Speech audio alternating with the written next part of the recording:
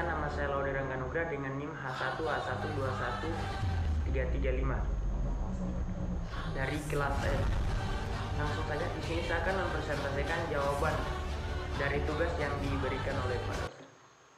Yang pertama yaitu jelaskan pengertian sistem hukum. Sistem hukum adalah suatu keseluruhan atau kesatuan yang utuh yang mengintegrasikan unit-unit fungsional dalam kerangka gugusan tugas tertentu. Dan pengertian hukum adalah seperangkat kaidah atau norma yang berisi perintah atau larangan, hak serta kewajiban apa yang boleh dilakukan dan apa yang tidak boleh dilakukan, yang diberlakukan untuk menjamin keteraturan pergaulan hidup masyarakat yang saling berinteraksi dalam suatu sistem kehidupan yang berdasarkan pada suatu kerangka ideologi tertentu, yang untuk menjamin keteraturan tersebut diperlukan adanya jaminan sanksi atau penjaraan bagi siapa yang dianggap melakukan pelanggaran terhadap kaidah atau norma-norma itu sendiri berdasarkan penanganan dua istilah tersebut apabila digabungkan menjadi satu istilah, yaitu istilah hukum, maka menurut penulisan bahwa sistem hukum dapat dirumuskan sebagai kesatuan unit yang menjadi pembentukan unsur-unsur kaidah atau norma yang terkristalisasi dalam suatu produk aturan hukum untuk dapat diberlakukan pada sebuah sistem kehidupan masyarakat yang bersifat khas dan unik dan berbasis ideologi tertentu. Baik, yang kedua, jelaskan pendapat Sarjito Raharjo bahwa hukum adalah sebuah sistem.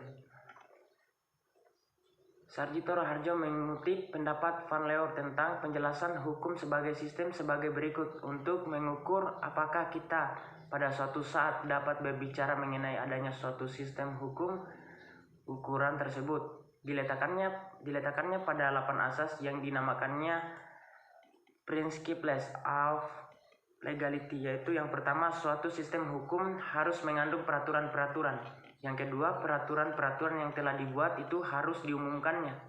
Yang ketiga, tidak boleh ada peraturan yang berlaku surut, oleh karena apabila yang demikian itu tidak ditolak, maka peraturan itu tidak bisa dipakai untuk menjadi pedoman tingkah laku. Yang keempat, peraturan-peraturan harus disusun dalam rumusan yang bisa dimengerti. Yang kelima, sistem tidak boleh mengandung peraturan-peraturan yang bertentangan satu sama lain. Yang keenam, peraturan-peraturan tidak boleh mengandung tuntutan yang melebihi apa yang dapat dilakukan. Yang ketujuh, tidak boleh ada kebiasaan untuk sering berubah beraturan sehingga menyebabkan seseorang akan kehilangan orientasi. Yang kedelapan, harus ada kecocokan antara peraturan yang diundangkan dengan pelaksanaannya sehari-hari.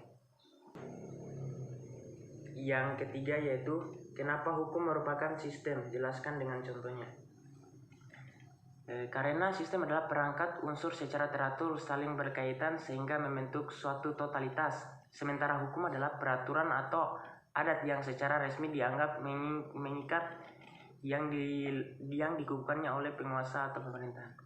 Dalam buku Sistem Hukum Indonesia, Ketentuan-Ketentuan Buku Indonesia dan Hubungannya pada tahun 2018 karya Henry Raharjo, sistem hukum adalah sebuah tatanan hukum yang terdiri dari beberapa subsistem hukum yang memiliki fungsi yang berbeda-beda dengan yang lain. Di mana untuk mencapai sebuah tujuan yang sama, yaitu terwujudnya keamanan, ketertiban, dan keadilan. Sistem hukum Indonesia menganut sistem hukum Eropa kontinental atau civil law. Hal ini dapat dilihat dari sejarah dan politik hukum, sumber hukum maupun sistem penegakan hukumnya, di mana sistem tersebut banyak berkembang di negara-negara Eropa seperti Belanda, Prancis, Italia, dan Jerman. Kemudian di Amerika Latin dan Asia, salah satunya Indonesia pada masa penjajahan Belanda. Pada sistem Eropa kontinental memiliki karakteristik sebagai berikut. Yang pertama berasal dari kodifikasi hukum yang berlaku di Kekaisaran Romawi pada masa pemerintahan Kaisaran Justinianus. Yang kedua corpus juris civilis, atau kumpulan berbagai kaidah hukum yang ada sebelum masa Justinianus. Dijadikannya prinsip dasar dalam perumusan dan kodifikasi hukum di negeri-negeri Eropa. Yang ketiga, prinsip utamanya bahwa hukum itu memperoleh kekuatan mengingat karena berupa peraturan yang berbentuk undang-undang yang tersusun secara sistematis dan kodifikasi. Yang keempat, tujuan hukum adalah kepastian hukum. Yang kelima, adagium yang terkenal atau tidak ada hukum selain undang-undang. Yang keenam, hakim tidak bebas dalam menciptakan hukum baru karena hakim hanya menerapkan dan menafsirkan peraturan yang ada berdasarkan wewenang yang ada. Yang ketujuh, putusan hakim tidak mengikat tetapi hanya mengikat para pihak yang berperkara saja. Yang kedelapan, sumber hukum utamanya adalah undang-undang yang dibentuk oleh badan legislatif.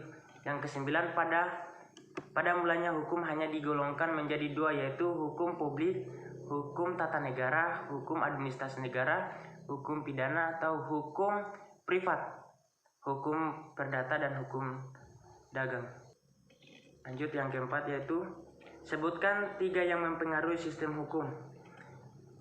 Yang pertama, ideologi hukum, politik hukum, perilaku hukum bermasyarakat. Yang kelima, yaitu apa yang dimaksud dengan ideologi? Jelaskan dengan contohnya. Ideologi secara etimologis berasal dari kata idea yang berarti gagasan, konsep, pengertian dasar, cita-cita, dan logos yang berarti ilmu. Kata idea diambil dari kata bahasa Yunani, yaitu ethos yang berarti bentuk. Selain itu, dari kata-kata idea yang artinya melihat, maka secara harfiah ideologi berarti ilmu tentang pengertian dasar. Kemudian menurut Kamus Besar Bahasa Indonesia, ideologi adalah kumpulan konsep sistem yang dijadikan asas pendapat yang memberikan arah dan tujuan untuk kelangsungan hidup manusia. Berdasarkan rumusan pemikiran tentang ideologi yang telah dikemukakan tersebut, maka dapat disimpulkan bahwa ideologi berdasarkan terminologi politik merupakan sistem idea yang menganut filsafat ekonomi politik, kepercayaan sosial, dan idea-idea. Ideologi juga merupakan pemikiran yang mendasar yang tidak dibangun berdasarkan pemikiran lain atau merupakan akidah rasional yang mampu melahirkan sistem peraturan kehidupan. Contohnya, ideologi yaitu sistem hukum di negara-negara yang menganut sistem Anglo-Saxon seperti Amerika Serikat dan Inggris, serta di negara-negara yang menganut sistem Eropa kontinental seperti Belanda dan Portugis, senantiasa dipengaruhi oleh ideologi. Berdasarkan dengan negara-negara sosialis didahulu seperti Uni Soviet sebelum runtuh tahun 1991. Sistem hukum negara tersebut sudah pasti dipengaruhi oleh ideologi sosialis. Juga berbeda dengan negara-negara muslim yang menata kehidupan bermasyarakatnya dengan sistem hukum Islam, maka sudah tentu sistem hukum negara tersebut dipengaruhi oleh ideologi hukum berbasis Islam, sehingga dapat dikatakan bahwa ideologi merupakan jantungnya hukum itu sendiri. Baiklah, itu saja yang bisa saya sampaikan. Lebih dan kurangnya mohon dimaafkan. Saya akhiri dengan ucapan wabillahi taufiq wal hidayah. Assalamualaikum warahmatullahi wabarakatuh.